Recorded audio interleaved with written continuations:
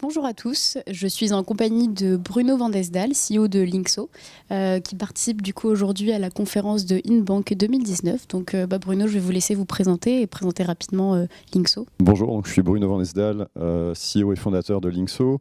À Linkso, notre mission, c'est d'aider les particuliers à mieux gérer leur argent. Donc on le fait à travers notre application Linkso, qui a attiré plus de 2,5 millions d'utilisateurs jusqu'à maintenant. On travaille aussi avec les banques, où on leur fournit notre logiciel. On travaille avec une dizaine de banques et aussi un certain nombre de fintech à qui on fournit des API. Est-ce que Linkso se positionne en tant que partenaire ou en tant que concurrent des banques ? Alors, je pense qu'on est vraiment complémentaires avec les banques. Le rôle de Linkso, depuis le début, ça a été plutôt de valoriser la relation que les gens ils ont avec leur banque. À la base du service, on est agrégateur de comptes, donc on permet de rassembler toutes les informations que l'utilisateur a avec sa ou ses banques. Et ensuite, on rajoute des services au-dessus, de la gestion de budget, permettre à l'utilisateur de ne pas être à découvert en anticipant l'évolution de son solde, des choses comme ça. On travaille aussi directement avec les banques parce qu'on leur fournit aussi notre logiciel. Donc on est vraiment complémentaires. Je dirais que si on regarde dans la chaîne de valeur, il y a d'autres mouvements qui se passent à côté avec les néobanques qui sont vraiment en train de reconstruire la banque. Il y a aussi les GAFA qui ont leur façon d'arriver sur le secteur. Je dirais que nous, on fait partie de l'écosystème des banques. On a besoin des banques. Et je pense que les banques comprennent de plus en plus qu'elles ont besoin de nous.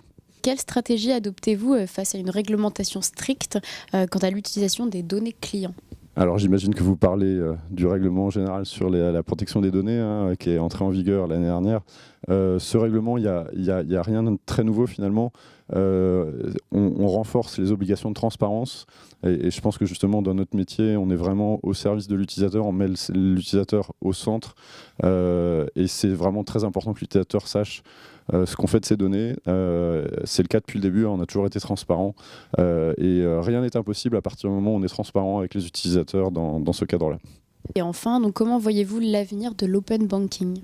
Alors l'open banking, c'est un mouvement qui a commencé il y a une vingtaine d'années. C'est basé sur le fait que les utilisateurs sont propriétaires de leurs données et que du coup, ils vont pouvoir les partager avec d'autres services partenaires. Ils sont toujours en contrôle, c'est vraiment très important.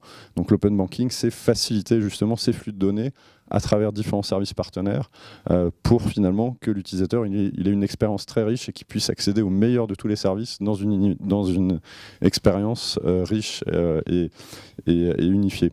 Donc l'open banking, nous on y participe complètement et on pense que justement le mouvement va continuer avec un mouvement de rebundling de la banque où l'utilisateur va avoir au fur et à mesure une expérience client toujours plus riche, meilleur, plus facile et de plus en plus sur son téléphone mobile.